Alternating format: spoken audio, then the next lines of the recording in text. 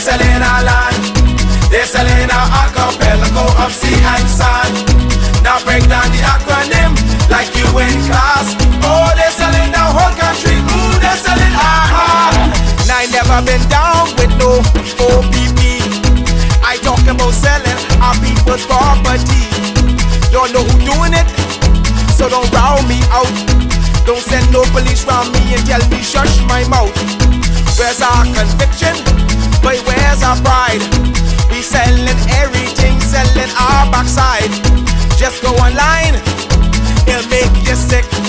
You can buy any island, just point and click. See, they're selling our country, yes, they're selling our land. They're selling our archipelago of sea and sand. Now break down the acronym like you in class. Oh, they're selling the whole country. Ooh, they're selling our. Ride him. My mother always say when you find a donkey, ride it. But come on. We got a whole nation in 73. Now we getting back the whole country. What kind of fools we must be, selling out for a bag of rice and a cup of tea. You know what does bug me? Help me understand. I can't find piece of property for under 80 grand. But I can fix this, I know what to do. I can squat just like them other people try make me do. See, they're selling our country, yes, they're selling our land. They're selling our archipelago of sea and sand. Now break down the acronym like you in class. Oh, they're selling the whole country. Ooh, they're selling our. They're selling our country. They're selling our land. They're selling our archipelago of sea and sand. Now break down the acronym like you in class. Oh, they're selling the whole country. Ooh, they're selling our. I get everybody sell some every day.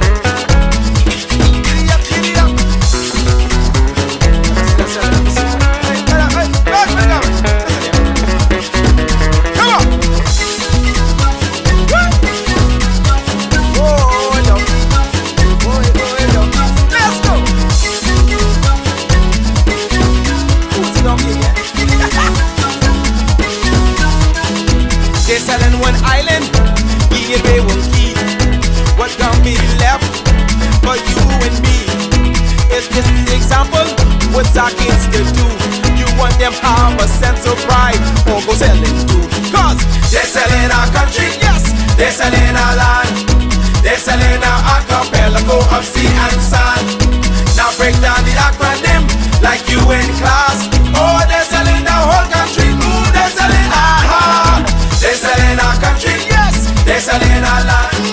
They're selling our archipelago of sea and sand. Now break down the acronym like you in class. Oh, they're selling the whole country. Ooh, they're selling our. They're selling our country, yes man. They're selling our land. They're selling our archipelago of sea and sand. Now break down the acronym like you in class. Oh, they're selling the whole country. Ooh, they're selling our. They're selling our country, yes, yes. They're selling our land. They're selling our archipelago of sea and sand. Now break down the acronym like you in class. Oh, they're selling the whole country. Ooh, they're selling our.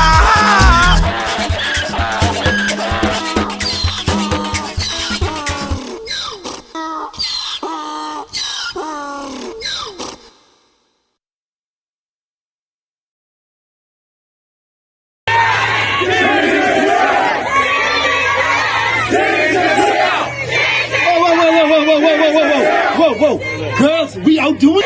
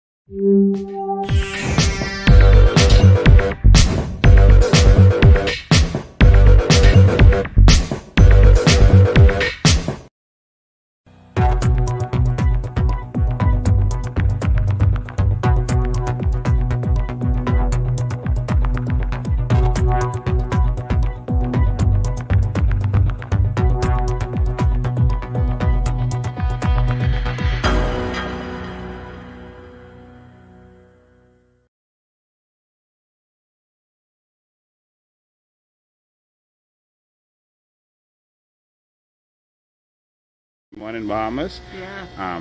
We are live in the community, fresh out of jail. You know, we some jailbirds around here. Yes. We some jailbirds. Fresh out the cell. Yeah, so fresh out of jail. We are in the community. We're actually in Pinewood today. Yes, we are. We did some stuff in Baintown about a month ago or so. And today we're in Pinewood. And we are here, phone ringing. We are here with Miss Florence Johnson. How you doing? Praise the Lord. All right, we decided to come and bless Miss Johnson. You know, she's an elderly lady, and you know, her house needed some work, and we decided to come and help her out. Yes. We decided to come and help Very her out. appreciated. We wanted Very to help appreciated.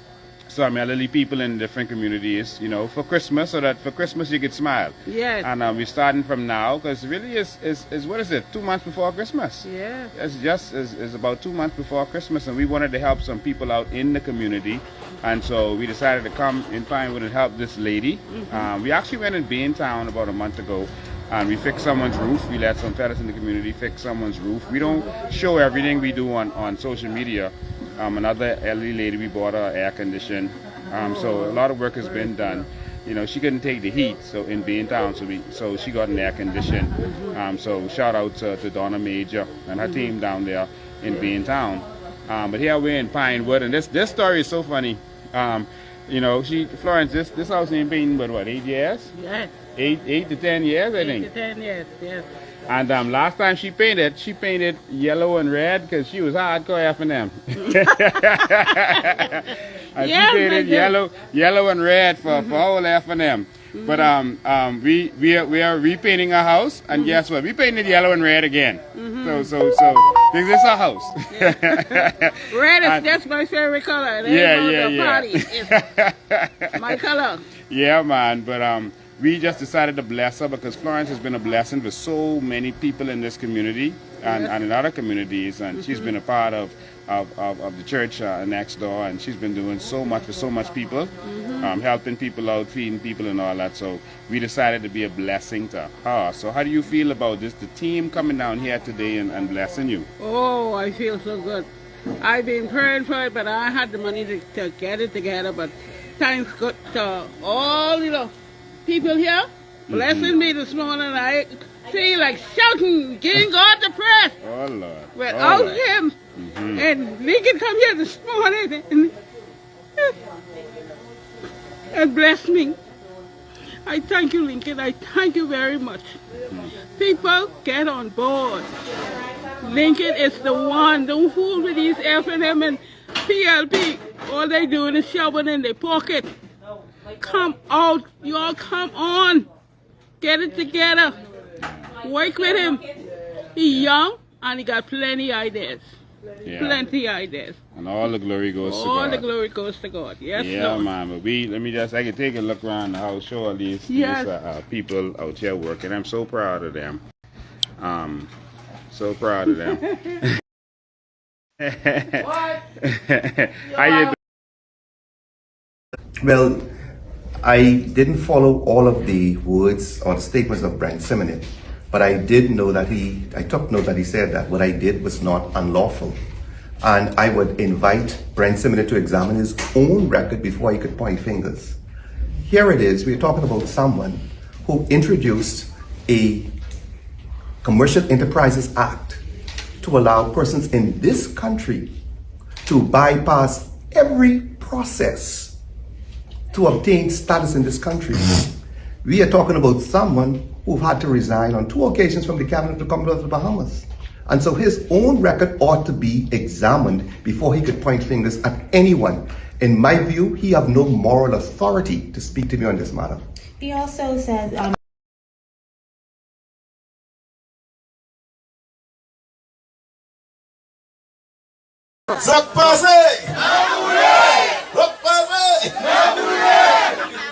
let me just say that I have always been a part of this community.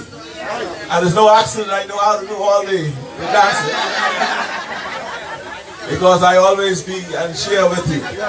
Because you are me and I am you. And I'll be here with you always. And those who knew me from the past and know me now, they always knew that I was there and always been there for you. I don't call you all, you all are not Haitians, Bahamians. You are Bahamian, and your origin is Haitian. Mine too, and many of us. We have to stay apart for now so we can be together later. You know now.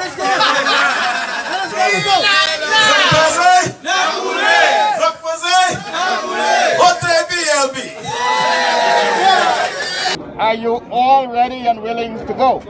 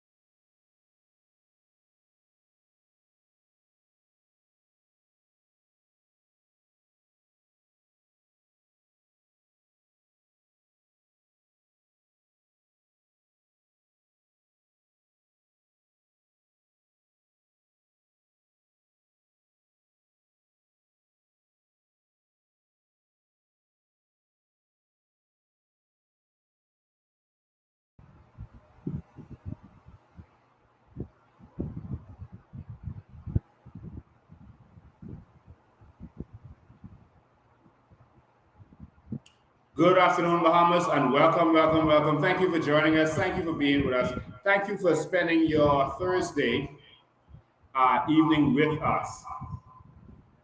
I'm just gonna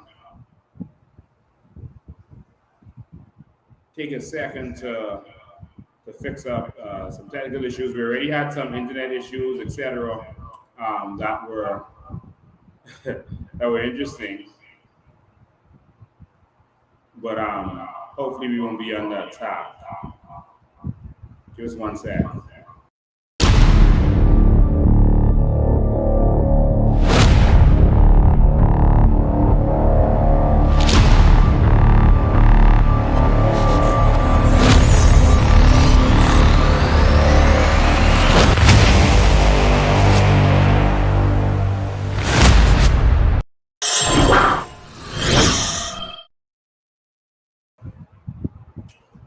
All right, so we, gentlemen, so we hope your sound is good, that everything is good, and that everything is awesome. Hello from Spanish Rails. Welcome, Spanish Rails. We're looking forward to seeing you in Eleuthera next month. We're going to see you in Eleuthera, North Eleuthera, South Eleuthera, Spanish Rails, Harbor Island, etc., etc. We're going to be there. So Luther, get ready, get ready. We're going to give you the announcement on the exact date. But the last part of next month, we're going to be in Eleuthera. And so we're coming to take back Eleuthera. Everyone we talk to says they're turning Eleuthera into a ghetto. They're destroying our beautiful Bahama land. Our Bahamas is under invasion. It used to be a quiet invasion, but now it's the invasion has come out front. Since Louis George just put a post on his Facebook page saying that we're not in the bushes anymore. Come out, come out. Yes, he actually posted that as soon as the PRP government won, and you started to see these people more bold, more in the front, more in the mall, talking loud, and the food started talking. You started to see them more pronounced. Ladies and gentlemen, something has happened. Something is happening, and we got to save our one country. We have to save our one country because only one we got. All right, and so, ladies and gentlemen, as you know, last week Saturday, there was a funeral service. And that funeral service, a serious act of treason took place. A serious crime against humanity took place. A serious attack on democracy and rule of law took place. Where Immigration Minister Keith Bell decided to give citizenship to 3 persons who, as far as we can see, did not qualify for that said citizenship. It was disturbing to a lot of people. While he was doing it, he said that what he was doing was unorthodox. 1, 2, he also said that the law did not allow for any part of what he was doing, but he was doing it anyway. That was an admission, a guilty admission. Remember that, because we're going to use moving this before a court of law. Yes, I said that. Ladies and gentlemen, what Keith Bell did was egregious, and as far as I'm concerned, in my opinion, it was criminal. Keith Bell, based on your actions, you are a criminal. You are a criminal. Keith Bell came back, and instead of admitting his wrongdoing, he attacked a previous minister of immigration, and he basically described things that he did. The difference between that minister and you, Keith Bell, is that minister resigned. Now, Keith Bell doubled down on his illegality, and today at the press conference for the Office of the Prime Minister, the new press secretary said unequivocally that Keith Bell did nothing wrong and that he isn't going to do it again. And that's it. That's it. We all know that Keith Bell is emboldened because he's doing the dirty work of Philip Brave Davis. They're doing this because they're trying to build a new voting bloc, and they're not going to let anything get in their way. This is what is emboldening them. I want you to hear him one more time. and then we're going to get to the point of this. Make sure you share this. Make sure that all of your friends and family are here, because you're going to hear what immigration officers have to say, and including senior officials that I've spoken to, and you're going to hear what angry Haitian nationals have to say. In fact, I'm going to start this broadcast with the words of an angry Haitian national. The person who was born in the Bahamas to two Haitian parents, and he had to go through the process. And he started that process when he was 19. He's now 40. He had immigration officials try to bribe him, ask him for $3,000. He said he refused to do that. He's angry. And many of them are angry. We heard from so many Bahamians of Haitian descent and Haitians who had to go through a long process, who had to pay money. Some of them send their receipts to show money that they paid. I have some of them. They're angry.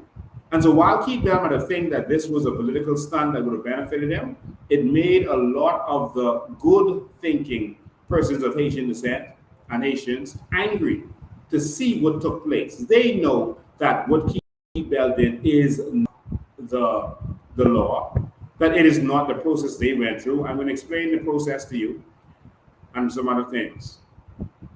I'm going to let you hear, this is a 6-minute clip from a Haitian, a Bahamian of Haitian descent. He asked me to change his voice because he's still going through the immigration process.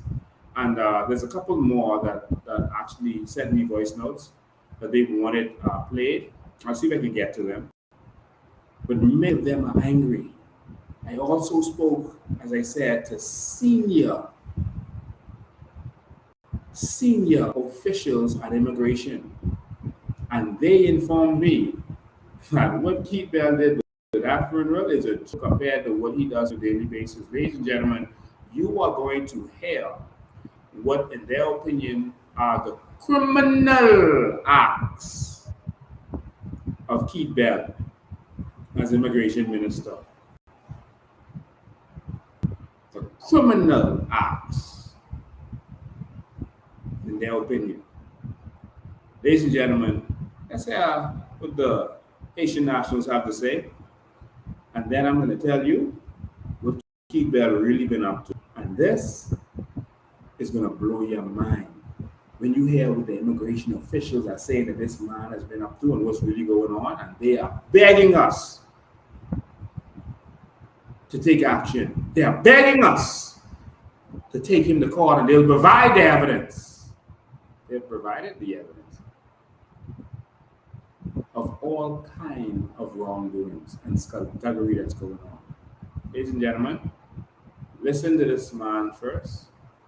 We alter his voice. And then when I come back, I'm going to tell you what Keith Bell has really been up to. Hi, Mr. Lincoln. This is anonymous Haitian descent, born in the Bahamas, Freeport, Grand Bahama. Living in Freeport, Grand Bahama, with my mother and father. Both of them were permanent resident when I applied, living in Freeport, Grand Bahama. I applied at the age of 19 and 24, living in Freeport, Grand Bahama. Both of the time, I went back and checked up on my citizenship situation. And both of the time, I was told that my my stuff were misplaced or they cannot find them. So I asked that who is going to replace my documents and so forth and so forth. And they, both of the time living in Freeport, Grand Bahama, they told me that that's on me, that I will have to replace my own documents and nobody never suffer consequences. It's been a long time. I don't remember these folks' name or whatsoever.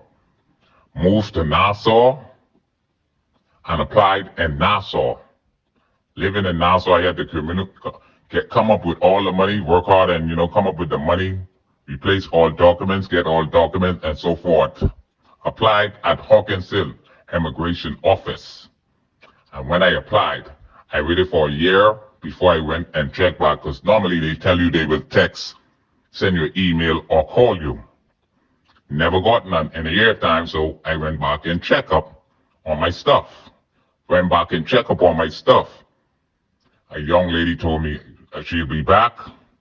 And And when she came back from the background, she came back with the same story telling me that my documents is misplaced. She cannot find them if I did really apply. So I gave her a look like, you know what I mean? Like I did. I have receipts. I have all of these things in my possessions. Showed her all of these stuff, and she'd say that I have proof that I'd applied. And I asked her, who is going to replace my documents? Same thing I asked living in Freeport, Grand Bahama. She told me the same thing. That's on you. You will have to replace your documents. And going through all this process, all the 3 of the time applying, living in the Bahamas 3 times, nobody suffer consequences. I left the country because I know it was going to get worse, because without a citizenship, Haitian born descent in the Bahamas, you don't have a work permit. To get the citizenship, that's when you get a work permit. So I cannot get a legitimate job. You understand? Now, as I was angry at the time, very, very angry, walking out the immigration office on Hawkins Hill, and I was approached by an immigration officer. And at the same time, I had my now fiance on the phone on hold. And I was walking out. This immigration officer guy approached me. I guess he see that the lady came and told me that my stuff was misplaced. And he figured that's gateway for him to make some side money. And he approached me, was like, if I have $3,000, that he can get me the stuff faster. So I gave him an angry look, and he could see it wasn't no good answer he was going to get. And I told him, I was like, I would never buy a document in this country where I was born and raised, regardless where my parents are from. I watched other friends did it, and it didn't end well. You understand? I have witnesses on top of witnesses on this situation in my life. I've been going through the situation from age 19, living in the Bahamas. I'm going to be 40 years old this year. You understand?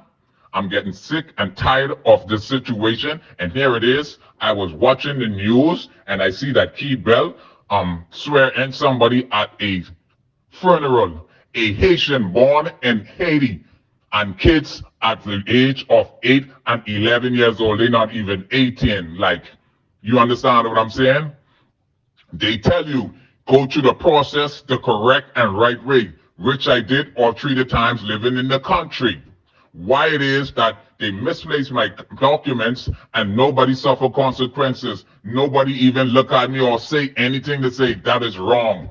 But I came to America and applied again. 2020. You understand? I applied 2020, attached the letter of the situation that I went through living in the Bahamas, that what they put me through. They misplaced my documents all 3 times I applied living in the country. And here it is going on 4 years. I still haven't heard anything from anybody. And the reason why I approach you and contact you is because I see the situation what Keith Bell did. They keep telling me it's pending, giving me a story every time I call the immigration place while living in America. These people do not have a soul. These people do not have a heart. I think, Mr. Lincoln, you need to expose these people and get the right people in the position to do the right thing for the right people, because we are doing it the right way. You understand? I do not have a problem with nobody nationality, because the Bahamas is my country where I was born and raised, regardless where my parents are from. Where I'm in America, when they ask where I'm from, I say Bahamas. I do not say Haiti. This is frustrating. I have a young daughter living in the Bahamas. I could not even give my last name to, because it's a shame. I don't want her to go through the process of this chaotic stuff that these people have some biases against, I don't know, and they want to make some side money, or, you know what I mean? Like, it's sickening. I'm very sick of it. Like I said, I have witnesses on top of witnesses who can verify everything that I'm saying over to you right now, Mr. Lincoln, because I'm sick of it, and I need this to be exposed, and I need to help so I can get my stuff and move on with my life, because without this, it was a chaotic living in the Bahamas without it. I have 3 siblings born and raised in the Bahamas who has their citizenship as well. So why it is I'm going through this chaotic headache with the immigration system, doing the corruption like what they used to, and you know what I mean? Like it's sickening, and I'm tired, and I don't think I'm going to go through this process the following year with them. And this is why I contact you, so this can be exposed and this can be stopped. So y'all need to go wherever y'all need going to get these people out of parliament and put the right people there, so the right people can get their stuff. Because I have friends living in the country right now, been waiting 10, 15, 25 years, so long on these type of situation. But here it is, this gentleman went and swear in somebody at a funeral. That is a slap and a disrespect to a Haitian born in the Bahamas, and they went through the process the right and correct way, which they always slap you in the face and tell you. So I do not know. So please, sir, if you can help me to get this out so I can get my stuff and I move on with my life the right and legitimate way in this world like everybody else, because it's not comfortable without it. I never had a passport or anything like that in my life, so I really need this to be out there so these folks can know and the Bahamian people can know what they're doing to the Haitian descent born in the Bahamas and who's going through the process the right way. Thank you, sir. You have a blessed day, and God be with you and the rest of Bahamian and Haitian descent Bahamians born in that country. Bless.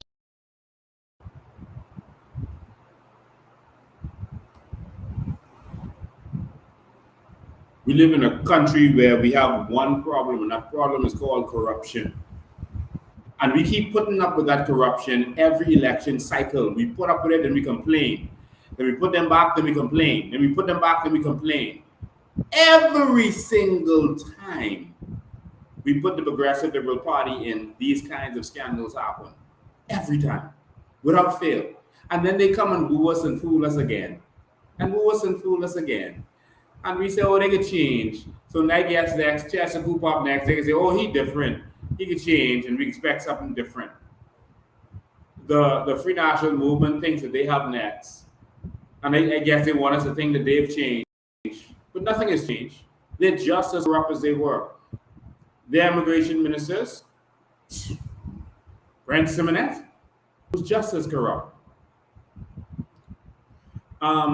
The Free National Movement, after myself and others made a call for them to actually do something. I guess they were feeling the pinch, and they decided to go out today and read verbatim from a post that Maria Daxon put out today talking about the process for applying for citizenship. They read that verbatim as if it was their own. And then they said Brave got to go a couple times, and they left.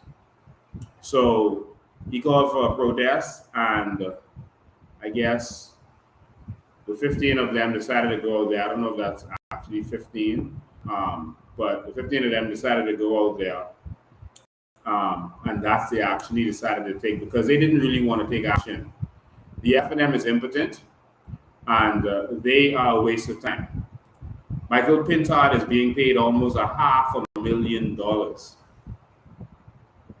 Almost $500,000 between his salary as the leader of the opposition, his salary as a member of parliament, the money he gets for his constituency allowance, and also for his constituency office.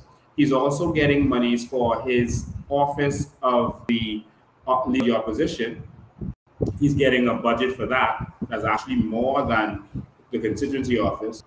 He's getting staff, including police officers, including office workers, and this amounts to about $500,000 a year or a little bit more. Is what we are paying him to do his job. And so far, he's been an abject failure and a puppet and lapdog of Philip Grave Davis. That is what he's been. And so today they went out there just to say that, oh, see, people can't say we didn't say something. So they went out there, didn't call for the public to come out so we could see the public's appetite.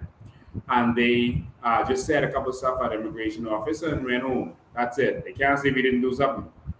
Ladies and gentlemen, we have to stand up for our country, and I am calling on all Bahamians to stand up. All Bahamians, regardless of your political persuasion.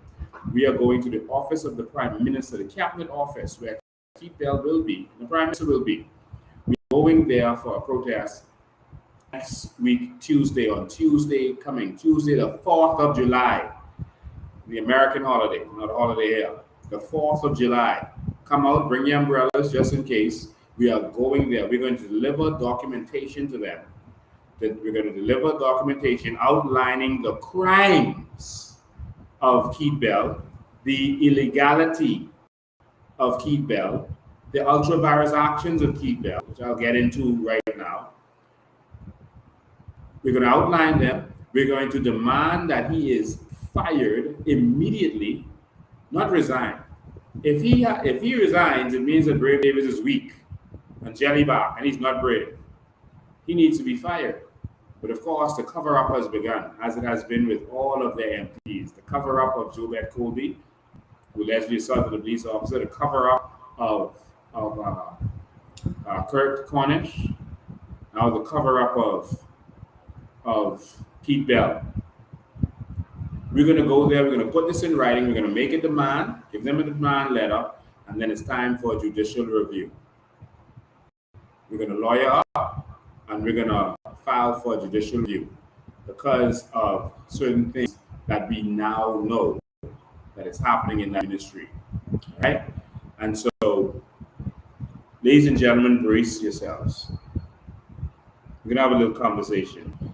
After I release that audio, and of course, you've noticed that the media won't even mention me. If this was real media, CNN and MSNBC, one of them, they would have said, audio release by Lincoln Bain, investigations done by this person, that person. They would have talked to you. They would have said, okay, you released an audio. Where did you get this audio? What's behind it? Why do you feel the importance of releasing it? They would have actually interviewed you. That's what real media does, but we don't have real media in the Bahamas. We have media that is sold out. I don't want credit for anything. I'm just trying to show you how corrupt the media is.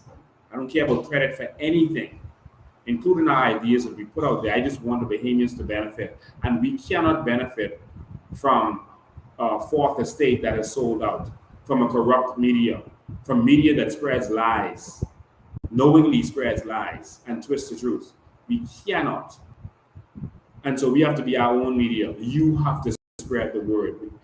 You have to spread these social media. Remember that this is not just Facebook. Some of your family are on Facebook. You can share the YouTube link. Some of them on Twitter. We're also on Twitter. We're on LinkedIn. We're on several different platforms, but everyone can get YouTube. You can send the YouTube link to them at the Lincoln Bain page or Bahamian Evolution. Most people watch on Bahamian Evolution on YouTube or on Coalition of Independence. All right, so either one of them you can find the broadcast on. Make sure you share it. Make sure you take clips from it, cut it up, and send it to your family and friends and your family groups, etc., and spread the message. And so this is where we are. So, ladies and gentlemen, we sit tight. We got to have a conversation tonight about evil and corruption. I'm going to start this. Make sure you're sitting down. I'm going to start this by talking about the procedures for application. All right, the procedure, the real procedure for applying for citizenship. Let's start from there. All right, and this is the correct procedure for applying for citizenship. An applicant applies. This is number one. An applicant applies in writing to the Director of Immigration with all the requisite seeking consideration. Number two, the said application is processed by the Immigration Department. So even though the law says you apply to the minister, you actually apply to the Immigration Department. That's how it works. The law is funny, all right, when it comes to certain things like that. So that's how we don't understand how certain things are worded. So you apply to the Department of Immigration, all right, even though the law says apply to the minister. The said application, if correct, is given to the Minister of Immigration for onward transmission to the board or the cabinet for review. The director is to sit as the executive officer to the board on all immigration matters. The director is to sit as the executive officer to the board, the cabinet, on all immigration matters. So the director of immigration is supposed to be a part of this process, not the minister. You can't do it. You can't make your own decision. The director of immigration sits as the executive, like the Queen, as executive authority, the director. Okay? And our present director of immigration is a female. All right. When the cabinet paper is approved, the minister is empowered to notify the director of immigration who informs said applicant of the outcome of this matter. The staff of the director then informs the said applicant in writing of the outcome of their matter and informs the said applicant of a date and time of supervised swearing-in ceremony under strict supervision to safeguard the integrity of the process and to protect the names of applicants. That official also informs the applicant of the cost of the success application and given a one-year time limit to respond and pay the fees. 8. Once authorized, fees are paid in full. Said process for swearing in takes place within the immigration department setting to safeguard the integrity of the process and to have the oath administered by immigration trained authorized personnel obligated under the Secrecy Act. Number 9, the Minister of Immigration, Department of Immigration, and/or his permanent secretary then signs off on the citizenship certificates, and it is thus issued to the applicant after the swearing-in ceremony. All right. Number 10, the director and the minister then gives the successful applicant their charge of the do's and don'ts of citizenship to avoid breach and revocation in the event of a serious breach. Yes, their citizenship can be revoked. Any paper Bahamian citizenship can be revoked according to law. Next. And so that's the 10 steps. All right. So basically what happened with the minister is out of all and does not follow the law, etc., etc. All right. There's also other steps of publishing in the paper and other things that need to happen. And so these stuff, we see where they took place. The government has still not said that it has not shown us anything. And so there are some questions that we have that government must answer. All right? These are some questions that the government must answer. And these were provided to us by senior officials of the Department of Immigration. They said, Lincoln, these are the questions that you must ask the government. Okay? And you wait for the answers because they know the answers and they are going to drop the bomb based on their answers. But they know that because they know of the culpability and guilt of the minister, that there will be no answer. But these are the questions. 1. Well, not 1 yet, but if due process did occur with regard to the matter of citizenship for the woman/wife, we must ask for evidence of the following. All right? For evidence. 1, was relevant application form submitted? That's the first question the Department of Immigration told us to ask. Was the relevant application form submitted? So we need to know who submitted to. 2, were supporting documents submitted? That means birth certificate, English translation, marriage certificate, medical certificate, police certificate, etc. So were these things submitted? Keep bell. Or are you going to go rush and try to get them now?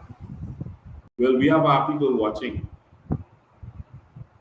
3, was process fees paid? Well, in fact, we heard him say that the children will not have to pay, but the adult will have to pay.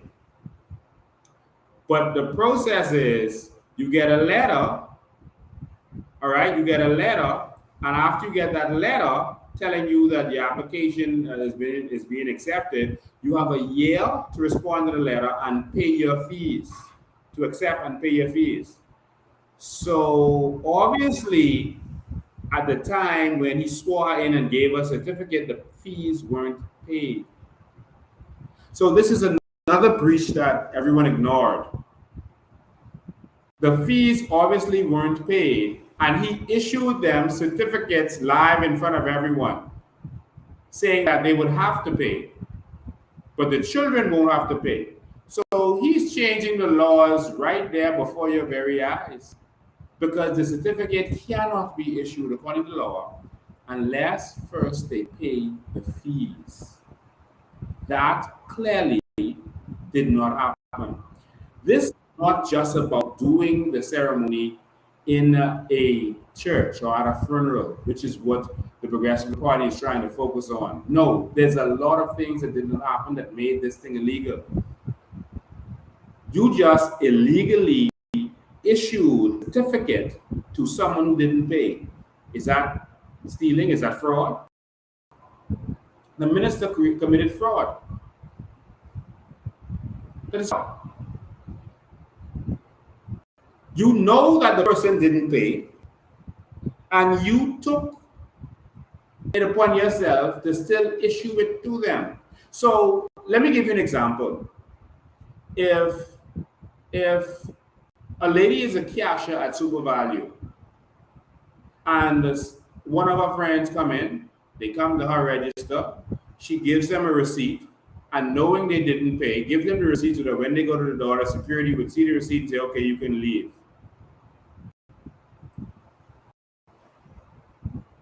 Once the person watching the camera sees that no money transaction took place, both persons are arrested for fraud. And so what the minister did was fraud. It's a crime. He has no authority to waive any payment. There is nothing in the law that says that he can waive a payment, that he can go against what is the actual rules and law of this whole thing.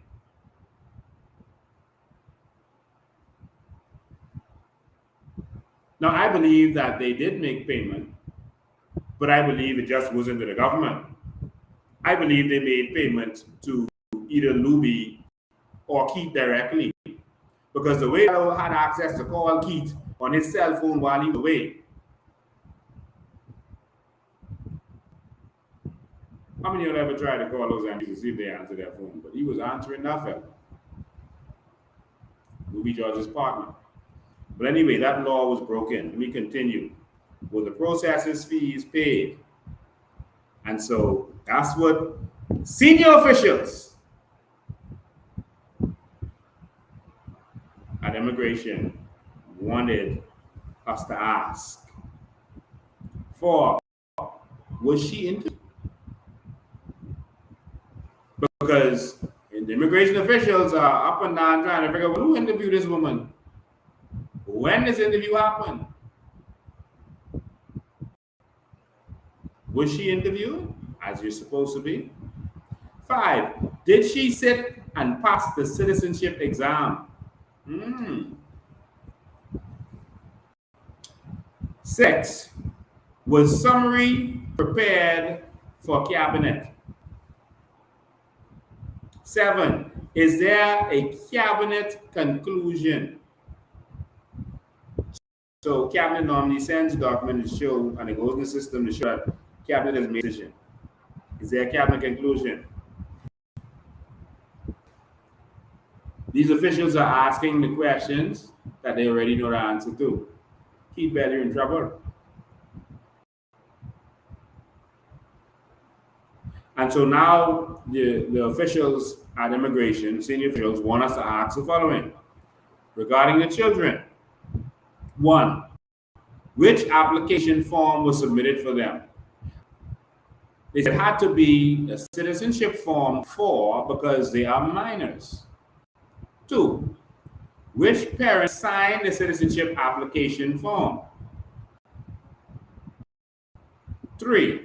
Why? Because the problem is there, and the other one is an Albanian. Number 3. Why didn't they follow the path of Article 7 of the Constitution, meaning make the application at 18 years and before 19 years? Number 4. Was their application properly documented? And also, did they provide the birth certificates to these children? Number 5. Was processing fee paid in both instances? We know that answer is no, because he said the children don't have to pay.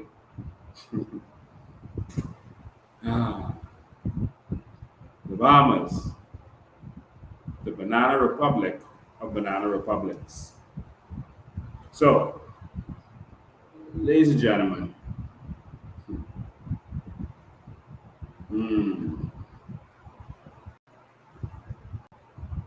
it's about to get serious. A lot of immigration, low-ranking and high-ranking officials reached out to me when they saw this happening. And they are very concerned about some things at the Department of Immigration. And they said to me, Lincoln, you know, a lot of people were dismayed and disturbed at how Keith Bell is running immigration. He is running it like he is some kind of god.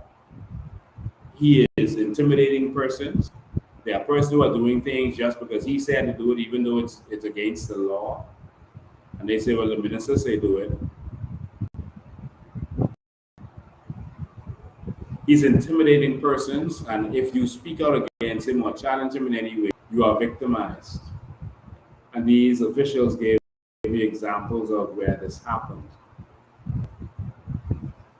The days are ending when Bahamians are going to be victimized, treated like second class in this country, and pressured by politicians. We are preparing to take power away from the politicians, and this is what the COI is up to.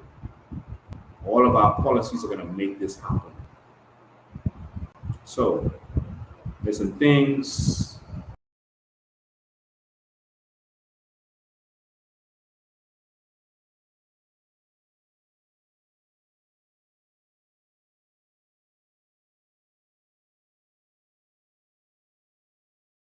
remember, you can hit on YouTube, if Facebook is attacked, etc. We just saw an attack just now. Make sure you stay focused. Keith Bell, you have been a very naughty boy. Keith Bell, you have been a very naughty boy.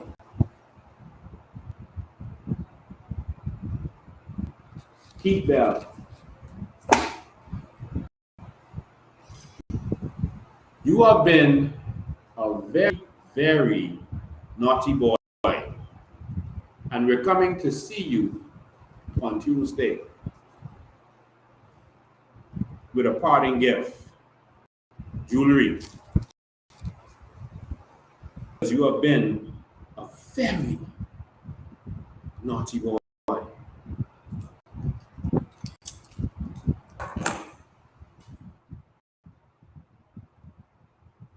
Now, I see someone says audio. I don't know if still having audio problems.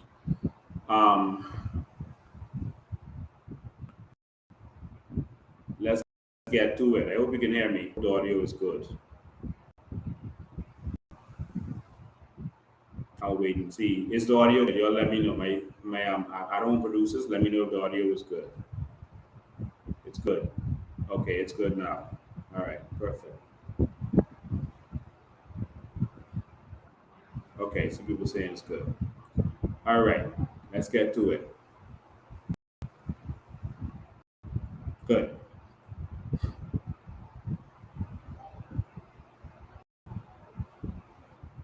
Senior immigration officials informed me, when I was senior,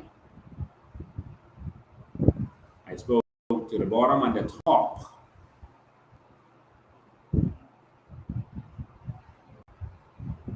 That they were experiencing situations like they would see letters of approval in the system, meaning the ministers approving these applications. They would see letters of approval in the system. Remember, the entire system now is digital. The system is digital. All right, and this is why they should be able to easily find where your documents are, et cetera, et cetera. When we get in, there's going to be a situation where whoever your documents are going to have QR codes on them, and that when that person who's in front of gets your documents, they scan to say they have your documents, and the system would know exactly where your documents are. And in the system, and if you go on our website and look at the good governance plan for good governance on coalitionofindependence.com, you will see all of this. You will be able to see exactly where your whatever application is along the way. Whether you're applying for a building permit, work permit, whatever you're applying for, you'll be able to see exactly where it is along the way. Like when you apply for when you ship something on FedEx, you can see exactly where it is. That's what we are moving to. It's very easy. All right, every application will have a QR code. Once they scan it, you'll be able to see, and I don't care if that's your passport application, whatever it is, you will know that it's on this page, that's where it is, and it has a delay here or there. Come on, man, we need a country that works. But in any event, the system is digital now, and so it is online, and so the director and deputy director started to see that these letters of approval were in the system, but there was no cabinet conclusion. So that means it didn't go before cabinet.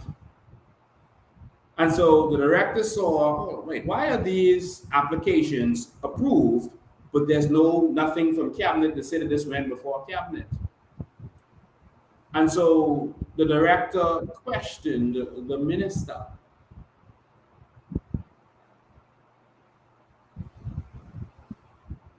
The deputy director was asked to call the persons at the building, I think it's the Monarch building where it goes on. And so the deputy director called staff down there at the other building where Keith Bell took his team that will deal with citizenship, etc., and asked them, why are there letters of approval in the system but no cabinet conclusion? And so the worker who put it through said, well, we didn't get a cabinet conclusion, but the minister ordered it.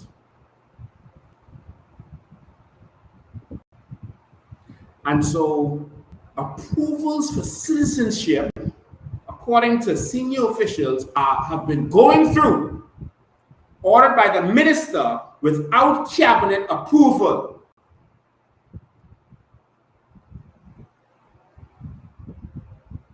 That's what's happening in this country. They're selling this country out. And so when the deputy director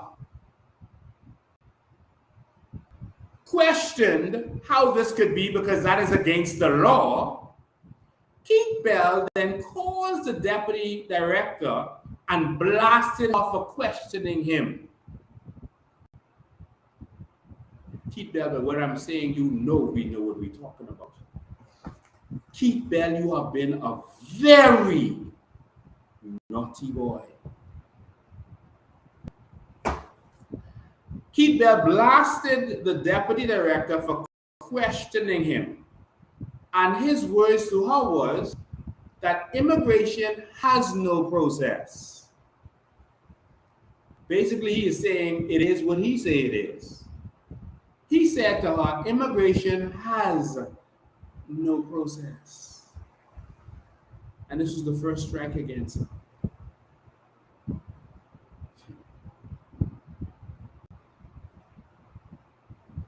This deputy director, according to the staff who gave me this information,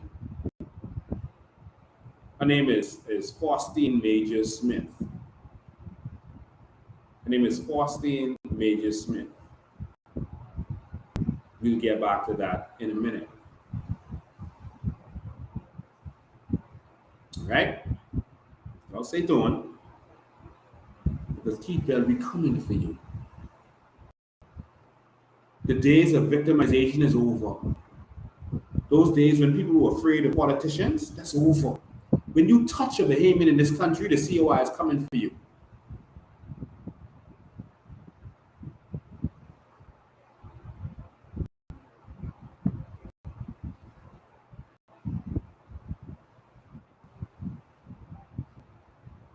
And so they said that what he does is he's working there, he's hands-on there.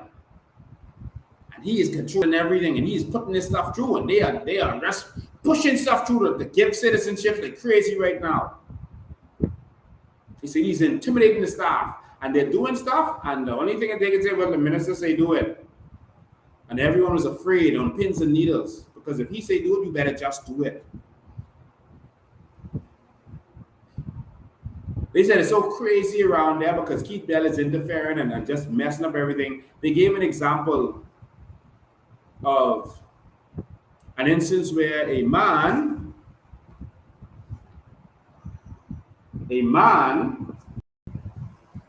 was Jesus Lord, I don't know what to say. You'll hear this. A man got citizenship as a spouse. A man got citizenship as a spouse, but it turns out his spouse wasn't Bahamian.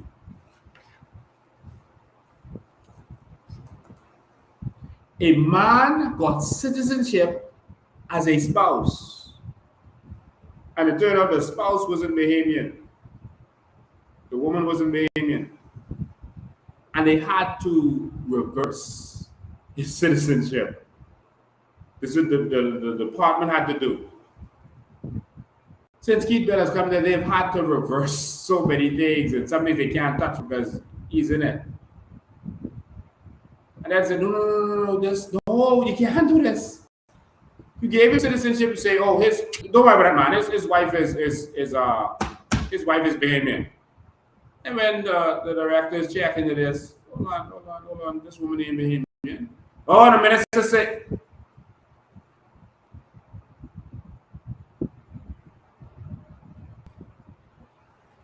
And while we were there, we saw Shane Gibson poke his head out again. Shane Gibson. And say that he used to swear people in too.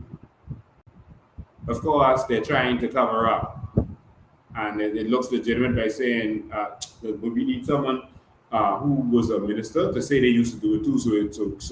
So Keith Bell won't look so bad. Shane, you go make a statement. Tell them you did it too. The officials at immigration said that Shane Gibson never swore in anyone.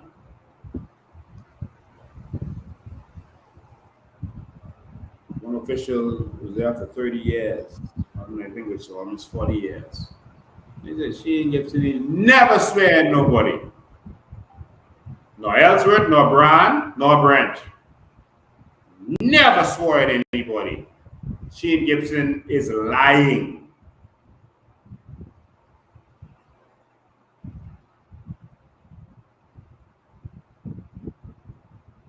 The most he would have done is come there and give a speech.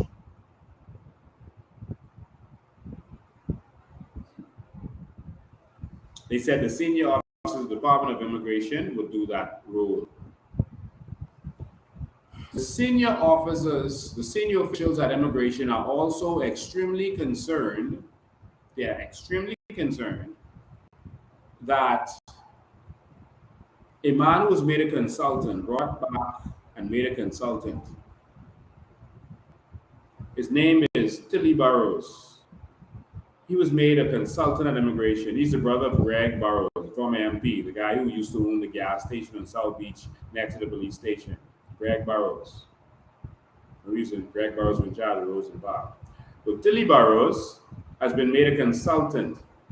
All right, remember they put all these millions of dollars aside, 67, I think, dollars aside for consultants. That's free money they can just give to who they want. They say, okay, we're giving you this $1 million. Give me 200,000 of that, eh? That's the kind of stuff that politicians do. I'm not saying that that's exactly what they did in this case, but that's what they're doing with this consultant money. Some of that is going to fund the party. Some of it gets split up. That's free money. But anyway, Tilly Burrows was made a consultant at immigration. And what concerns the high-level officials who provided me the information and the picture, by the way, what concerns them is that he has access to the immigration system. He has access to the computer system. And they said the access was given to him by Keith Bell. They said the minister allowed him to have access. They said consultants aren't supposed to have access to the computer system. This is unheard of. They said the way that immigration is being run is criminal. You'll remember that Tilly Burrows is also the gentleman who just got the contract for the rental for the building for the consumer protection. Remember we had Rock Morris on this show? And Rock Morris talked about the building on Harold Road. Tilly Burrows is involved in that, and they are getting $100,000 a month for that building from the government. Free money, gravy train. That's the same Tilly Burrows. And they said he is hand and foot with Keith Bell, and they are controlling this operation to build a new voting bloc by giving out citizenship like candy while breaking the law to do so.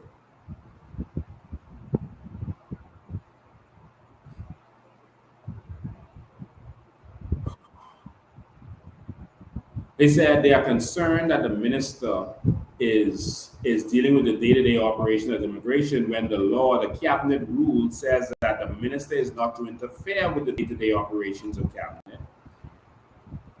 The law says that the minister is not to interfere. The minister deals with policy. He communicates the policy of the government to the ministry. That's it. He is not to run ministry. We keep confusing that and forgetting and saying, oh, the minister is part of this here, but no. He's not to run the day-to-day operations. And so that concerns a lot of the people there. The Immigration Act says that the director is responsible for the day-to-day operations of the Department of Immigration, the Director of Immigration, not the minister. And so the minister has no power to override the director on anything.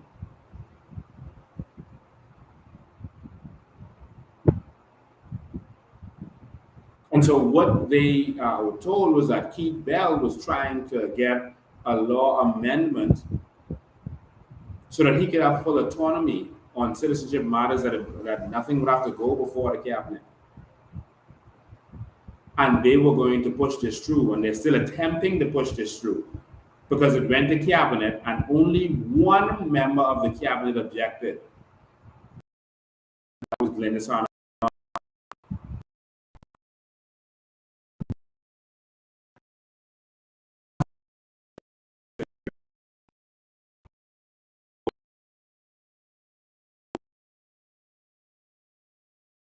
So that the minister can do this outside of cabinet oversight.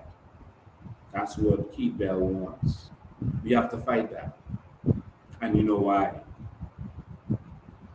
I also asked the senior officials if immigration is still giving work permits to Haitian nationals. You will remember after our protest, our last protest in the office of the Prime Minister, the minister himself, Keith Bell, came, and one of the things he announced was that they will no longer be giving out work permits to Haitian nationals. They said they cited fraudulent documents and all manner of things that they cited, reasons why they want to stop it, but it was really because we put that in writing and delivered it to them. But the senior officials said they have not stopped.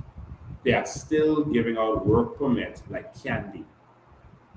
This is what the senior officials have informed us. Okay?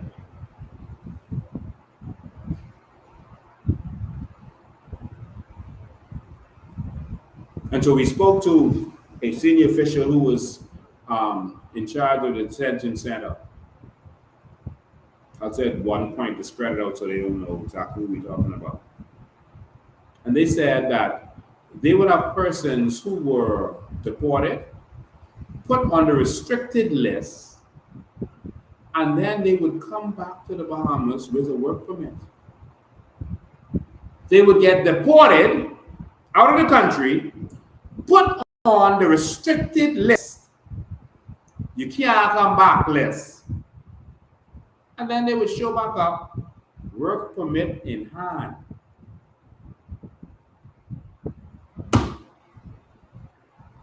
They're saying that some stuff going on under Keith Bell's administration of immigration. They gave it an egregious example of a woman.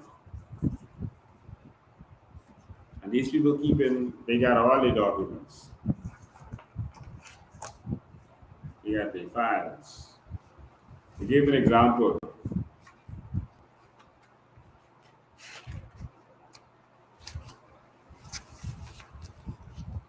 So, yeah. There was a woman who was placed, she was deported. She was taken to the detention center. She was there. She was ordered deported. She was on the airplane, on the plane to be deported. And Keith Bell's personnel came with a work permit for the woman, authorized by the minister, and they cut off the plane. They had to take her off the plane. So the person in charge was like, how could she get a work permit? How could she apply for a work permit while in the Bahamas? How could she apply for work permit while in the detention center? It is impossible for her to fulfill the requirements of the work permit, like medical, et cetera, because she was in the detention center. It is impossible for her to have a work permit. They said, well, the minister said, Mom, is you all awake yet? I'm giving certain examples because it will jog the memory of Keith Bell, and he will know that we know. He will know that we know. And so they had to take the woman off the plane.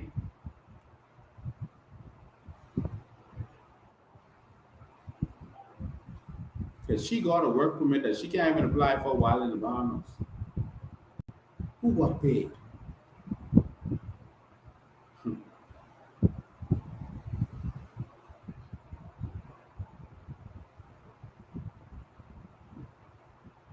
They are saying that citizenships are being given like candy. They are circumventing the rules, and that someone needs to do something. Righteous persons at the Ministry of Immigration are begging us to take a stand. They don't want to lose their job. They're willing to provide certain things, but they need to be kept protected. They don't want to get victimized. But they said we are in a crisis under Keith Bell and the way he's running that ministry.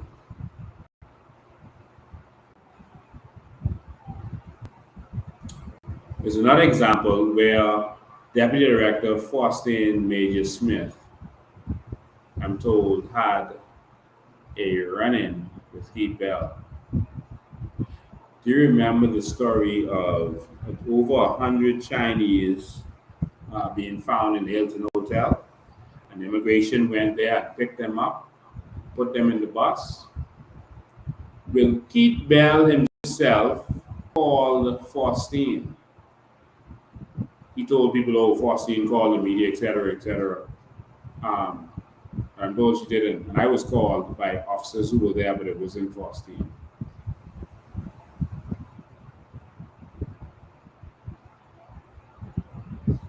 Keith Bell called Faustin and said, let the Chinese go, and we will let them apply the next day.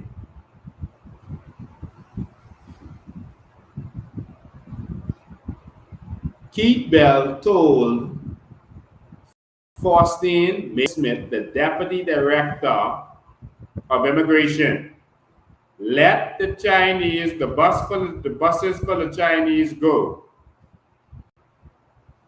and we will let them apply the next day. The Director of Immigration protested, was angry at this, but there's nothing they could do. The director, not Faustin, the director, but there was nothing they could do. Faustin is the deputy director. And they had to let them out of the bus. Who was paid? Notice I call in names.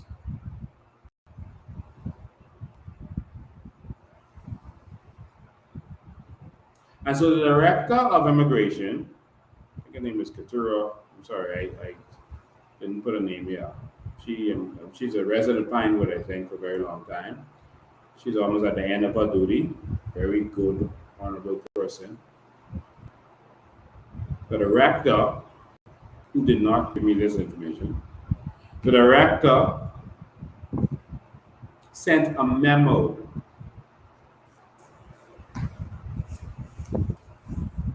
to Keith.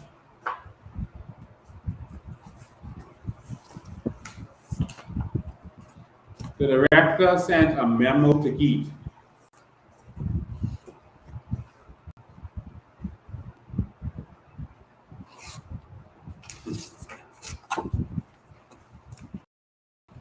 The director memo to Keith, objecting to his actions.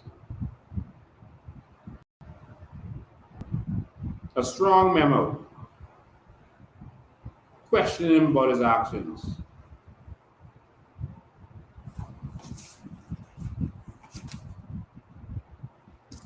To no avail. Keith is running the ministry like a criminal organization.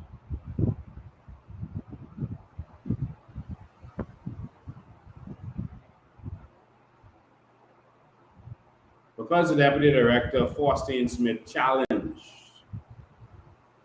Keith Bell on more than one occasion,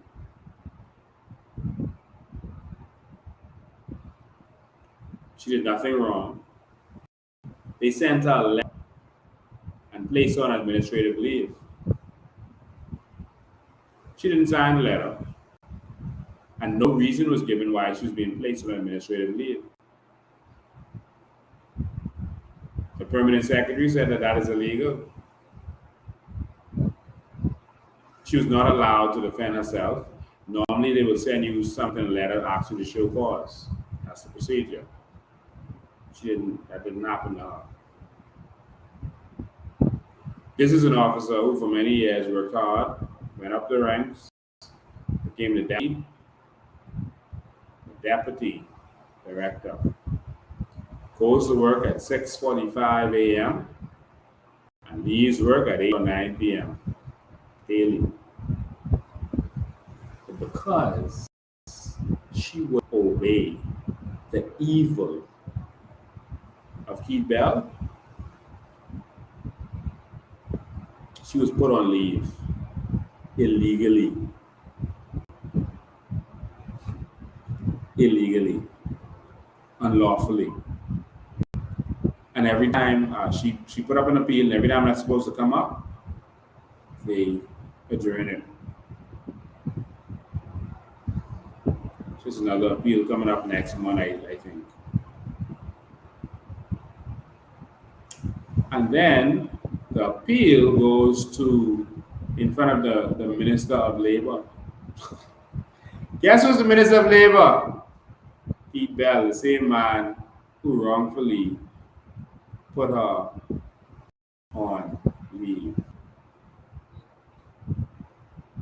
Ladies and gentlemen, the Ministry of Immigration, according to persons on the inside, is being run like a criminal organization.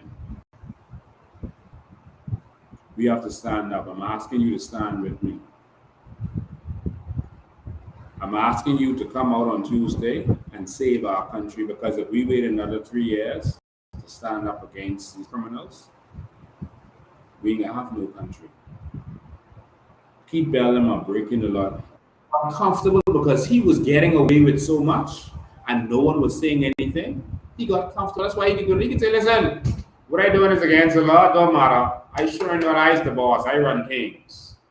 I doing this anyway. And because he knows that they are corrupted Bahamians who care more for party than country. And they will defend his evil doings. I even see some people posting section 16 of the Act, of the Immigration Act, to deceive people. I see, because they keep us dumb and not knowing the law and not knowing civics so that they could get away with their nonsense. That is why they keep us uneducated. That is why they keep us backwards. Because if we knew the law, they couldn't get away with some of the things that they're getting away with. They're quoting section 16. All right, I heard someone made a Facebook post, they're sending it around saying, see, the minister don't have to answer to nobody. Because they are misunderstanding section 16 of the Act. I'll show you that and read that for you, because it's a lack of education that causes us to jack up our whole country. We screenshot what it actually says. And there are PLP operatives that are sharing this around. So in other words, they're trying to say, well, the minister is God. He can do whatever he wants. So why are you trying to say he do something wrong? This is in miscellaneous. The minister's decision to be final. Now, when it says the minister's decision, this is not talking about the minister. Remember, you don't apply to the minister. This is talking about the decision of the Department of Immigration, even though it said the minister. The decision of the cabinet and the Department of Immigration. That's what it's talking about. What it's saying is that they don't have to explain nothing to the individual, because in law, any process, the due process, you're supposed to, if you reject someone, you're supposed to tell them why. So they have to put in the law to explain that, listen, once the minister tell you no, or once immigration tell you no, is no. They don't have to explain to you and you can't challenge it. That's what they were saying here. But this is what the Act says. The minister shall not be required to assign any reason for the grant or refusal of any action or the making of any order under this Act, the decision upon which is at his discretion. And the decision of the minister on any such application or order shall not be subject to appeal or review in any court. So in other words, we ain't letting no immigrants clog up our court system by challenging the minister because he refused their application. That's the purpose of this. Because they're challenging immigration because immigration say no. That's the purpose of this. This isn't saying the minister can do whatever he wants, because if that's the case, we don't need regulations. The minister can say, listen, see that dog? Dog is a citizen. He can do whatever he wants. That's not what this is saying. Let's not be deceived by political trolls. It was so interesting. You know, around, what was it? 2014 or so, in the when PLP was in power and Fred Mitchell and was rounding up these Haitians, and Brave Davis was the Minister of Works and was breaking down shanty towns. All PLPs were speaking out against the Haitians. The FNM was defending. All the PLPs was on a different side just because of the position of their party. Now these PLP trolls are on the other side. You see how persons are so easily deceived? Don't be easily deceived. We need a new kind of behavior. All right? I'm calling on every red-blooded Bahamian who breeds and bleeds black, gold, and aquamarine. Join us at the Cabinet Ministry, at the Cabinet, the Office of the Prime Minister on West Bay Street this Tuesday. You'll stand with me, yeah? You'll stand for our country. Because if you don't stand up, they're going to say, wow, get exposed and the people ain't saying nothing and they ain't do nothing. They're going to go crazy. If they get away with this and y'all don't stand up, it's over. They're going to feel invincible. We have to show them that they're not invincible. They're not gods, and it's our country. And we're not going to let them sell this out. All Bahamians, you all stand with me. Get all your family and come out. The staff have given us the evidence. They have testified. They are willing to come to court if they are subpoenaed to say that they are destroying our country in the ministry. Nothing they're saying is the truth. And they're giving away citizenship like candy. What you saw him do was a tip of the iceberg, I'm told. The examples I gave you was a tip of the iceberg. Listen, there are so many examples. Ladies and gentlemen, we are going to present some examples and we're going to present to the Prime Minister and the Cabinet unlawful actions. You see, they're saying he did no crime. What's the crime? He did one. I showed you where he did fraud when he gave those prisoners a certificate and they didn't pay. 1. 2. When you aid and abet, this is why they feel it is criminal act. This is an example. When you aid and abet an illegal immigrant, that's crime. You know that, right? Aiding and abetting an illegal immigrant is a crime in the Bahamas. Harboring them, aiding them, etc. is a crime.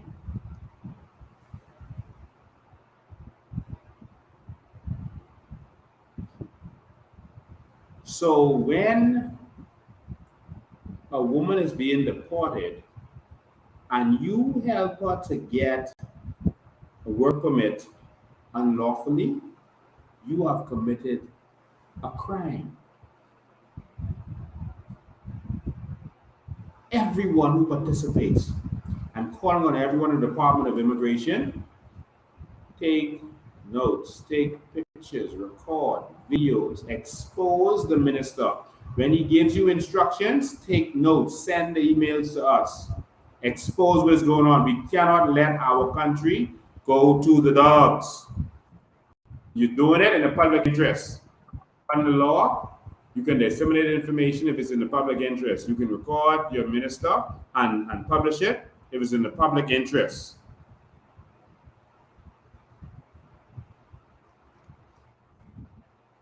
You can do that.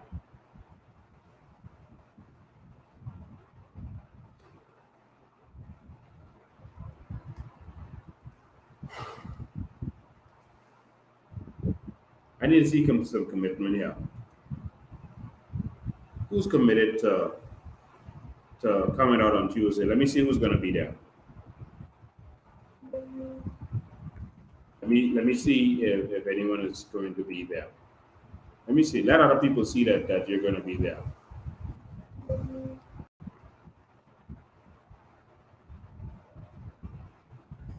Let's see. Who is going to be out on Tuesday at the Prime Minister's office? I know I'm not going to be there alone. Who's ready to stand up for this country?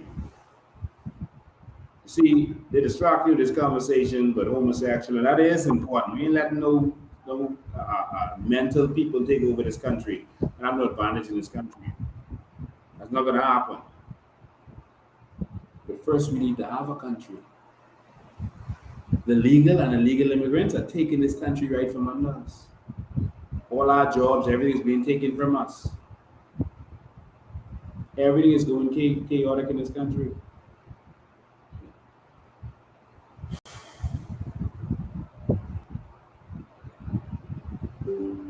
Let me see you. Who's going to be there? Who's going to be there? Who says me and my family? I'm going to be there. I'm going to open the phone lines now. I will hear what you have to say about what you just heard. I'm going to open the phone lines. This is serious. This is serious. Let me just do a little commercial very quick, and then we'll open the phone lines. Do I have political aspirations? You are run for House Assembly or you want to be appointed to the Senate? I love politics. That's not the question, man. Stop being smart. Do you intend to offer yourself if the opportunity arises? Should an opportunity arises that I feel makes sense, and an opportunity did come about, things in proper perspective here, I was offered an opportunity to run. And you declined? Position, and I feel as if it would put me in a better position. We have expanded so much so that we've stopped using the ATRs, and now the 130-seat Bahamas Air jet flies into Cape Haitian, goes in full, comes out full. Regularly. So now the ticket price is around $500 to $600. So to get to Haiti? Yeah. So you do the math. Every week on a Tuesday and every week on a Saturday, twice per week. Do the math yourself. $500 times 130, twice a week. Haitians ain't contributing. I mean, the woman get bigger for any old Tom, Dick, and Harry. Yes. And the child becomes a citizen. Yeah. And next 18 years, he could run for parliament in my country. Just as you try going down to Haiti. Just your man, you're part from Haiti, right? Just as you go down there and try it. Bahamian. Yes. Because I'm Bahamian. You think Bahamian citizenship is something? No, I don't. Citizenship is like popcorn, eh? No.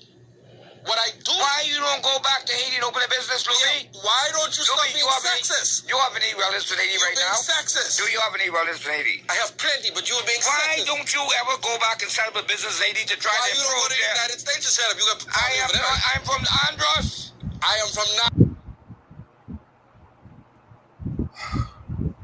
It makes me sick to the stomach to hear this fella who said that he plans on being Prime Minister of the Bahamas, and to watch as Bahamians sit back and allow the takeover of our country.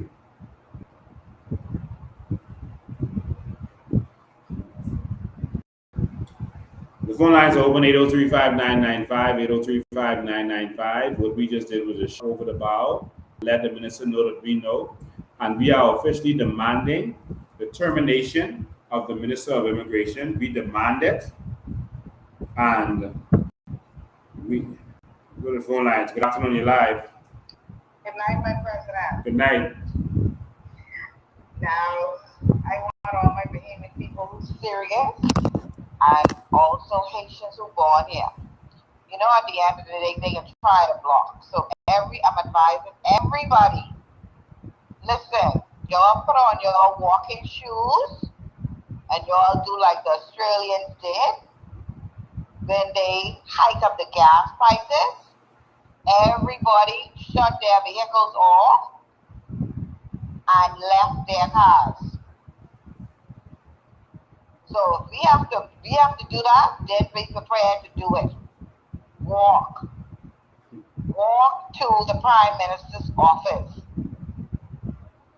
because they are going to try, just like the last time, January 17th, when they had every cricket cranny with the barricade. So y'all be prepared to walk. Y'all call in sick, do whatever y'all have to do, but y'all come and take a stand. This is ridiculous. This is treasonous at the highest degree. He is the worst minister ever. And he just as arrogant as hell. He don't care. And that's sad. Immigration shut down, everywhere shut down, nobody go to work. That's what we have to do. We have to get these people out of our house. We cannot wait for the next 3 years. If 130 of them, like Juby George say, comes in every week, in 10 weeks, that's what? 130,000 for 10 months or so. It's ridiculous. That will be too much in 3 years. Bahamian stand and let's get these people out of our house, man. It's ridiculous. It is. I mean, the tourists that I deal with on a daily basis, they're like, why so much people on Bay Street that cannot speak English? You ask them something, all they say $20, $20. They're not even listening to what we're asking them. And the tourists are getting frustrated. Yeah. And that's sad. So Bahamians, y'all stand, y'all prepare to walk with your family to the office of the Prime Minister. Only so much record, only so much things can happen. Thank you for your call. I gotta take another call, all right? All right. Good evening, you're live. Hey, Lincoln. Hey. I got a comment. Go ahead. Go ahead. Hey, Lincoln, I think you are in the, hello? Yes, go ahead, you're live. Don't listen to whatever you're listening on. Listen to the phone that you're talking on. You're in the right lane. We're going to continue to encourage Bahamians, right? Because Louis George and they are a problem. The government is our problem. Yes. You see? This is true. Right? And we have to get rid of the government. Yes. Right? And we can't pass it back to no FLM. People have got to be educated, right? We got to continue. In fact, we need a group to get out there, right? And just concentrate on driving the message, right? Patients ain't our problem. The government is our problem. Because Luby can be big and brazen and blatant like how he is only because the government has enabled him to be so. Yes. Right. So we need to get rid of the government. Yes. Thank you, man. All right. Thank you. I appreciate it. He is absolutely correct. The government, they are taking advantage of these Haitian immigrants. There are many of them who have paid to get papers, etc., and they've ripped them off. You know, one person said they paid up to $10,000 and got nothing. They got ripped off. They know one who paid to a particular minister back when it was in the last administration, and now and nothing happened, and now he had to pay again $30,000-$40,000 in order to get straight under this administration. All right, and so these kinds of things are going on every single day. They're destroying this nation. This is a reality. 803-5995 is the number. Good evening, you're live. Good evening, you're live. Okay, we lost that person. 803-5995 is the number. Call in. Let me know how you're feeling, what you're thinking. All right? There's a lot more that we have to reveal. We just gave them a shot over the bow tonight. But persons in the ministry have been seeing activities that they describe as criminal. Let's go back to the phone lines. Good evening, you're live. Good evening, President. Good evening, how are you? I want to find out if, from your vantage point, can we do anything about auditing all of the citizens just before the election. Can we do anything about it? Well, we can. Yes. We can file a judicial review, and we could ask the court to demand an audit if the court would allow it. Okay. We are going to move in the direction of filing a judicial review now that we have the smoking gun, where we have persons who in the department are saying that they have seen and experienced some things that are unlawful and in their opinion is criminal. Based on those things, we can demand certain things. We're going to demand and subpoena certain documents. We are going to demand that they stop issuing work permits and visas, etc., and that they do an audit of the entire ministry, because there's now admissions from persons in senior positions who says that skullduggery went down, including permission letters going out when there was nothing from cabinet. And so they're giving these stuff out willy-nilly, nothing in the newspaper. They're just giving them out. And so we have to challenge this as a Bahamian people. But if the Bahamians don't come out and stand up, they are going to feel emboldened and they're going to say Bahamians don't care and going to continue. And your country will be gone. Okay, thank you so much for answering my question. Thank you. And so, yes, we have to file a judicial review. It's going to take money, but we're going to have to get this done. We're going to demand his we're going to demand his termination, his immediate termination, and then we're going to fight. All right, we're disgusted at the opposition, all the lawyers that they have in the Free National Movement, and they're not serious. And disgusted at the opposition that they will not stand up for the Bahamian people. And disgusted. All right, let me take up your comments online. We need external auditors. Yes, as soon as we get in, that is going to happen. You got to get the coalition in. Now, just remember, a lot of people still don't really know what's going on. There are a lot of your friends and family members who they're working so hard every day. They don't have time to watch the news. They don't know what's happening. They're not aware. It is your job to educate them. Don't give up on them. Educate them. So they don't know what's happening. Go to the phone lines. Good evening, you're live. Good night, President. Good night. How are you? I am awesome. Just calling to let you know that I will be out there. Awesome. Thank you for standing up for your country. I have never missed protest or demonstration yet, and I ain't planning on starting now. I will definitely be there with my boots on. Amen. Awesome. I have a question for you, or comment. Yes. You mentioned that Tilly has access to the computers. Yes. And The system. Yes. As a consultant, my question is, do you think Louis has access As a consultant, computer as well? he may. He's opened an office to doing certain things, and he may. Now, the senior officials told me that Tilly has access. They didn't tell me that Luby has access. It maybe just didn't come up. I didn't ask. So he may have access or he may not. Okay, well, that's frightening. I'm going to try to find out. Yes, please do. All right. Thank you for your call. Thank you. Good question. So I'm calling on all of the workers at the Department of Immigration. Only one man we have. And you have been tasked with the job of protecting the integrity of this country. We need you. We need you to be strong. We need you to stand up. We need you to stand up against Keith Bell. The media isn't going to cover this. The information I gave you tonight, the media isn't going to touch that. But we are going to go out there. We're going to make our demands. We're going to outline the laws that were broken. We're going to let many of you also sign it. We're going to let you come out there and we're going to sign it. You're going to sign it. And we're going to deliver that to the Cabinet Office, to the Prime Minister, to the Prime Minister's office. And we're going to save our country. 803-5995. Good evening.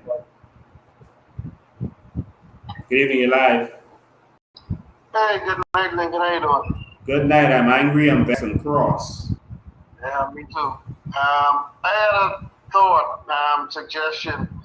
Since we have supporters on all islands, all the supporters may not be able to make it there for Tuesday. Then my suggestion was that we do a protest where everyone just take their cars or find a major intersection, whatever city they are at, just stop their cars, get out, take the keys out, and block up the intersection. Great idea. Whatever island that you're on, you can organize it. You should have an immigration department where you are, or an office of the prime minister. If you are in Grand Bahama and there's an office of the prime minister there, then you go to the office of the prime minister, organize it. I'll encourage people to come out and guys organize it, and you get people to come out on that island also. And so we have leaders on other islands who want to do the same thing, then I will encourage you to do so. Yeah, Thank you. Once you do something like that, the news and everyone will have to take notice. All right. So which island are you on? I'm on Freeport. Good. You're in Grand Bahama. So we're gonna organize for COI leaders. We're gonna put out the contact of the COI leaders. We want you to go to the office of the prime minister down there on Tuesday.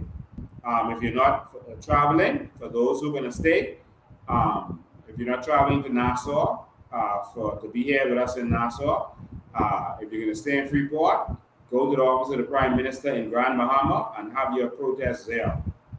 All right. Organize yourselves. The chairman in Grand Bahama is Daniel. I'm going to post his number before the end of this so you can be in contact.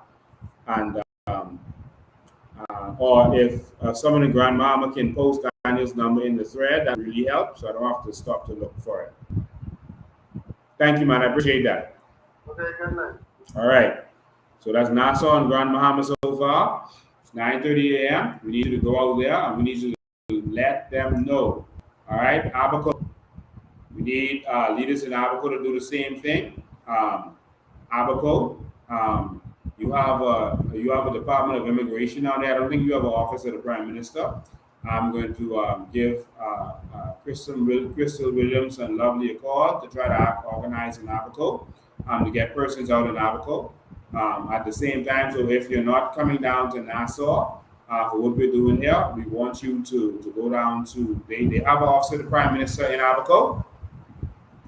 All right, if they have an office of the Prime Minister in Abaco, then let's go to the office of the Prime Minister in Abaco. All right, and we'll let you, while we deliver the letter here, we're going to send a copy of the letter over there to you in Grand Bahama, to you in Abaco, and let you go down to the office. Since it's in the government building, perfect. And so we need all of you in Abaco to organize yourselves and go down there. We're going to send the same letter we have here in Nassau. So if they don't get it here, or if they don't want me to deliver it here, you deliver it over there. All right. We're going to send it to you. Persons there in Abaco can sign it and deliver that to the office of the Prime Minister there. We got to save our country, man. All right. We got to save our country. All right. We got to do something. We can't just let this go like this. You see what they are doing. Stand up, Bahamians. All right. So at the end of this, we will probably see 15 to 20,000 people who have watched this live. We need you to come out, or just keep them continue doing what they're doing. You can say, "Oh, I had to work. I couldn't get the time off." Soon, you won't have a job. Soon, your children won't have a job. Your son that you're trying to raise and who's learning construction now, you won't have anywhere to work. I tell you what's happening. Tell you what's happening. Every day, Bahamians are leaving the Bahamas. Our children are leaving. The new brains are leaving. We are becoming like the Haitians and Jamaicans, and they're replacing us. Freeport. I'm going live again Sunday, everybody. Gotta get this organized. Freeport. Someone post Daniel's number, please. Let's get organized. So Freeport, in any event, 9:30, you go to the office of the Prime Minister in Grand Bahama. All right? Go to the office of the Prime Minister in Grand Bahama if you're in Freeport. If you're in Abaco, the same thing. Go to the office of the Prime Minister in Abaco. All right? We got to get this organized. So I didn't see anyone post Daniel's number. So let me see if I could search that. Daniel, you got so much numbers. I don't know which number to give. that's the problem. So what we're gonna do is we're gonna put out the information. I'm gonna put on my Facebook page the contact. We're gonna put on the flyer the contact for wherever you need to go. We're gonna put that information out there. All right, for whoever you need to talk to, who the contact person is. All right. Someone says, I guess it's the government complex. Yes, let's go to the government complex. Let's protest there. All right. So expecting everyone to get it together. Okay, Daniel Mitchell's number is there. It is 359-5118. 359-5118. So that's Daniel's number. 359-5118. So if you need any information other than what we're giving you, 359-5118. So that's Daniel. He's the chairman down there in Grand Bahama. All right, 359-5118. All right, and so let's get in contact with them if you need to organize. We're gonna keep posting that 359-5118. Grand Bahama, let's get out. Let's go to the office of the Prime Minister down there in Grand Bahama, and let's rock this. Let's rock this, man. Let's let them know that we ain't accepting this. This can't happen. Let the FNM and the PLP know, because the FNM joking too, that we're not accepting this. The corruption and immigration will stop now. Our country go to the dogs. All right. So we've done almost 2 hours for the day. I want to thank everyone who was tuned in. There's a lot to talk about. I really need to talk about BEC and what's going there. I'm just gonna touch on this for you. Listen, BEC, everyone's light bill has doubled. All right, and I'm going to touch on this on Sunday. Everyone's light bill has doubled. But did you know and did you realize that the price of oil has gone down by half since they have increased the fuel surcharge? The price of oil has reduced from about $109 a barrel, I think it is, I'm talking out of my head, to about $67 a barrel. Did you know that? So if the price of oil is going down, why do they feel the need to add a fuel surcharge? The fuel surcharge they are giving to us has nothing to do with the price of oil. Nothing. Nothing.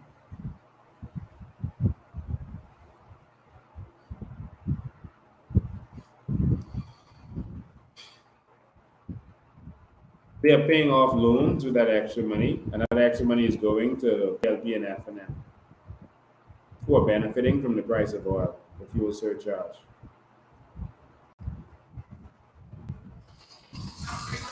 Greetings, Paul. Good evening, you're live. Hello? Yes. Yes, good night, Mr. Lincoln. This is Sister J. Hey, Sister J. I was listening to you. There's so much happening in this country, but I would admonish the Bahamian people that if they allow now what's going on, to keep that just to shoot this underneath the rug, that this is a time now, after seeing the boldness of the PLP, and to see the filing of saying that he don't feel as if he have done anything wrong, I would admonish the Bahamian people that after that PLP and DNA and whatever you want to call yourself, this is a time that we as the people have to unite together. This is a time that we have to stand together. We have no problem, like you always say, migrants or foreigners coming into this land.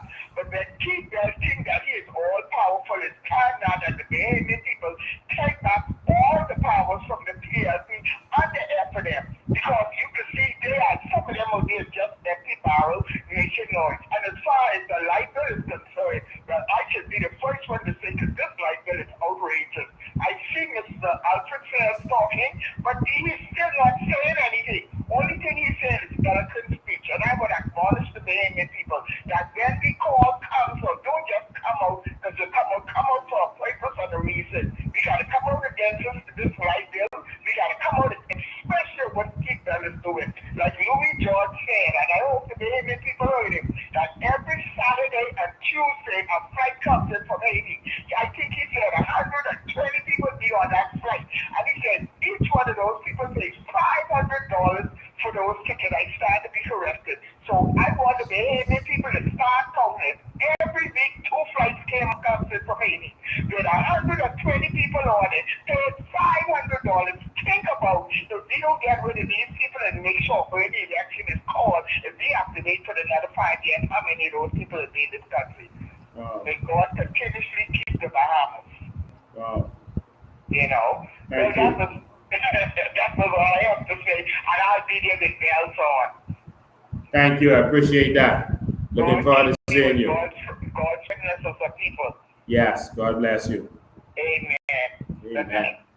All right. So, but let me just show you what's happening. Because see, y'all getting ripped off every single day. They tried to make it seem like they were raising. They had to raise it because the price of oil was going up, and that's what they tried to convince you of.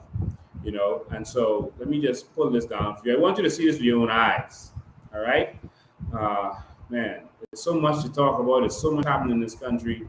And we only have a certain amount of time, but I want you to spread the word. The price of oil has gone down. There's no reason our fuel surcharge should have gone up. They're robbing you, Bahamas. They're robbing you. See it here? This is the price of oil. So from last June, when they announced that the price of oil was going up, and they had to increase the fuel surcharge. Remember, the Prime Minister said, no, he'll never let that happen. It's not going to happen. All this talks he had. Well, look at this. This is June here. And look what it did then. It went down. Big drop immediately. All right, by July 6th, it was down from 109. June it was $109 a barrel. And it went down by July 6th to $87. And so it goes up and down. But look at the general trend is a downward trend. So it has gone down over this period of time. Now, this is July 28th. Look at what it is, $69 a barrel. All right, $69 a barrel. When I was watching this, it was 67. Now it's $69 a barrel. So this has gone down almost half. Why did our light bill and fuel surcharge double? Y'all are getting ripped off just how the same way y'all are getting ripped off with NIB. They come with some excuse and swing you and talk about, oh, NIB has to go up because of, listen, NIB is going up because they keep taking our money and raping and robbing and spending what they want to spend it on and funneling that money to themselves. The price of oil has gone down. Why? And this also goes on to the F&M. They're saying, oh, well, it's because the government didn't do the hedge, and that's why it's going up. They messed up because they should have done a hedge. What a hedge means is that you can pay for a bulk amount of oil at whatever the price is. So let's say in June, we had a bulk of oil, right, at $109. And you pay for that bulk of oil so that you continue to pay that price. So if the price of oil goes up, you hedged, so it won't go up for you. You keep paying at that price because you paid in advance. But what the F&M is doing to you is deceiving you because you would not have saved. Because if they had paid for bulk at 109, for example, you'd have gotten swing because the price is actually down to $69. So the hedge is a gamble. And they was trying to make it seem, instead of educating you and telling you the price of oil went down, the price of our fuel surcharge should go down, because they are part of it and they're making money from it. Instead of telling the truth, they're trying to play on this lie. They said that see, we had a hedge in place and they should have just gone by the hedge. It's a lie. Good afternoon, you're live. Good afternoon, you're live. How are you? Good afternoon. I'm good. I just want to put this out there, and I just want to let the Bahamian people to know that it's time for everyone who haven't registered to go and register to vote. Don't wait the last minute. We need everybody to be ready and get the message out there. This is something that I want to put out there. Thank you so much. That is the truth. Everybody knows. Please try go and register to vote. Yes. Thank you for that. I appreciate it. We need all of our people to vote. Now, if you're already registered, you don't have to register again. If you voted last time, you don't have to register again. Only if you move or you weren't registered before. So those persons have to register. So, but if do you need an ID to register to vote? I mean, if your voting card yes, you need an ID. Sometimes they ask you for proof of address. Okay. I just want to put that out there so people will be aware and to try and go get these things done before time. Yes, thank you so much. Get your young people registered to vote. Thank you. All right, thank you. Young people. A lot of the young people, sorry about that, I hung up, I didn't know you were going to keep talking. A lot of the young people aren't interested in politics. When you were young, you were just interested in entertainment, having fun, that kind of stuff. So you weren't paying much attention to politics until it was time. And then you just voted how your family was voting, right? Because, they've been paying attention. You haven't been paying much attention. So you have to talk to your young people and tell them how to vote this time. All right? Some people say you got to get up to the young people. Young people aren't interested in that kind of stuff. All right? You have to go out there and tell them what they need to do. It is important that you do that. All right? This time, it is important that you tell them, listen, we got to save this country. All right? Because a lot of them aren't focused on politics and that kind of stuff. Now, a lot of them are listening to us, and we thank God for them, but we gotta wake up. All right.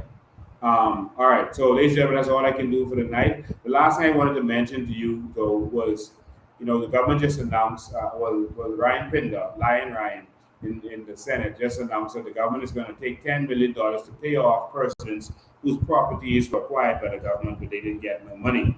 All right, and they're selling that like that's some good thing that the government is doing. Well, it's good that people get paid from the government what they owe them, but most likely that's going to be a NIB money that's paying that. One, and two, that is going to go mostly to persons like Frankie Wilson and PLPs, etc., and FNMs who are in the cliff, who government took land from. So, for example, Hubert Ingram took land in the Pinewood Gardens area and the Sea Breeze area from Frankie Wilson there, and built the school. There's two schools there, one of them being Cleveland Indians, and there's two schools there. And Hubert Ingram himself he told Frankie Wilson there, bring your papers because they ain't got no papers. Bring your papers and then I'll pay you. But of course, once their government get it, they can go around that. But Hubert Ingram never paid them. So a lot of this is going to go to PLP trolls. That's another way they just took money from you and they're going to take that and push that towards PLPs. All right? That's what's going to happen. Don't be deceived. They try to make everything look like a good thing they're doing. They're tricking you. Everything that they announce to you, you look for the trick. So just remember, ladies and gentlemen, Tuesday, 9:30 a.m. because 9 o'clock is traffic. We want you to have time to get there and be there. We're going to invite the media. But they came out with Pinta and his 15 people. So they must could come out to us, eh? And so we're going to invite the media. Let's see if media is fair. And let's see what's going on with that. Okay? And so we're going to come out and we're going to sign up for this country. Thank you all for tuning in. We appreciate you. I'm going to fight. I'm going to continue to take bullets. I'm going to stand in front of you. There's going to be a lot of attacks over the next few days against me. Every time we're going to do some protest or whatever, they start attacking me. They can't even think of new tricks. They can't even think of new weapons. They're just going to start bombing over me and that kind of stuff. Over the next couple of days, don't pay attention. They can put some stuff out there. They might have something DP saying, Lincoln this or that, Lincoln trip down when he's walking to the mall, and so he could be there on Tuesday. They think of the craziest things. Oh, Lincoln was squatting and something, Lincoln can't travel. They think of all of these nonsense to put out there. Listen, and let me see you all sharing that foolishness, all right? They're going to come with it over the weekend. But we are coming strong. We're going to come focused, and we're going to take our country back. Keith Bell, you cannot give this country away. Keith Bell, you are fired. You are fired. And as soon as the New Bahamas happens, you are going to jail. Immigration officers, stay strong. I got your back. I'm going to stand up and be the lead. I know you're in government. I will speak for you. Corruption will end in this nation. Ladies and gentlemen, thank you all for tuning in. I go live again on Sunday unless something else happens. But I go live again on Sunday. All I ask you to do is stand with me. I'm going to take the bullets. I'm going to take the blows. And we're going to do this and do this together. Ladies and gentlemen, I appreciate you. I love you. God bless you. And God bless the New Bahamas. See you next time.